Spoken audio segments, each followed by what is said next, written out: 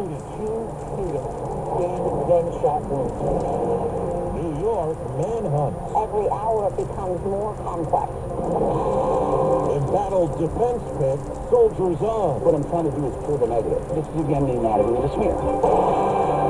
Good morning, I'm Steve Kathan. With the CBS World News Roundup, investigators are piecing together what led up to a shooting at a religious elementary school north of Sacramento. CBS's Elise Preston reports 2 students were critically wounded and the gunman is dead. One of them got shot 3 times. Jocelyn Orlando is just one of the children who witnessed the horrific shooting scene at Feather River Adventist School. The other boy got shot once. They went through him. He got shot in the stomach. Sheriff's officials say the suspected gunman had a cordial meeting with a school administrator to enroll a prospective student. Shortly after concluding that meeting, the principal heard shots being fired, heard screams. Officers rushed onto the campus to find an adult male on the ground with a self-inflicted gunshot wound.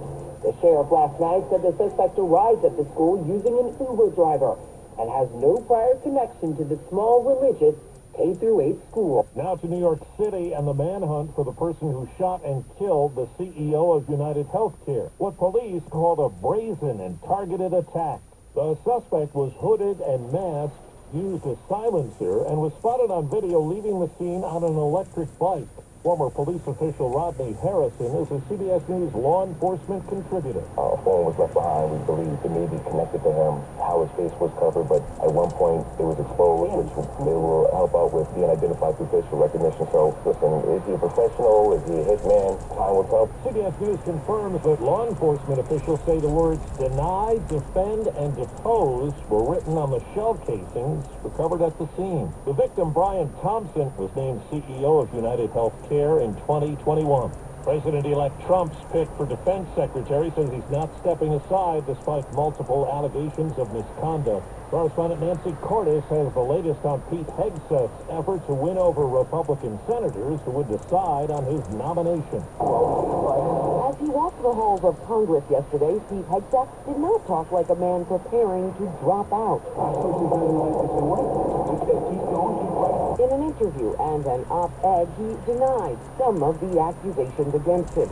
Never had a drinking problem. No one's ever approached me and said, oh, you should really look at getting help for a drink.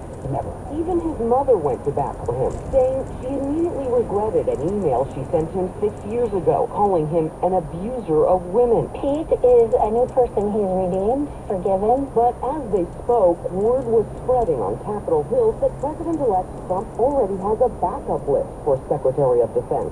The list includes Florida Governor Ron DeSantis, who CBS News has learned is interested in the job. Iowa Senator Joni Ernst is also on the list. Midwest is getting an Arctic blast featuring wind gusts up to 60 miles an hour and whiteout conditions. Some wind chills are below zero. Meteorologist Stephanie Abrams at the Weather Channel. This afternoon, single digits and teens around the Great Lakes. Tomorrow morning, the frigid air will spread into the northeast and the south. Overseas, the human rights organization Amnesty International accuses Israel of genocide in Gaza. Israel says the claim is based on lies.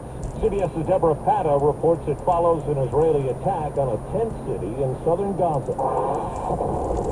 This massive Israeli strike ripped through the sprawling Al-Mawasi Changes camp, a designated humanitarian zone near Khan Yunis.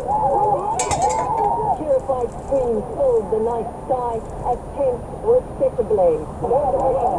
Israel says it was targeting Hamas militant hiding here and that they took numerous steps to avoid harming civilians. In France, the Prime Minister resigned today, a day after losing a no-confidence vote in Parliament. CBS's Vicky Barker. Prime Minister Michel Barnier is motorcade moving through the rain-soaked streets of Paris on his way to hand in his resignation after only 3 months in office. President Macron's asked him to stay on until a successor can be found. But who can unite France's paralyzed parliament, where far-right and left-wing parties could only agree that Barnier had to go. 4 minutes after the hour. Well, that's today's news. I didn't hear any good news, did you? I didn't think so. I guess it's all about perspective. The glass is half full. Well, as always, I'd like to thank you again for coming along with me on these dash cam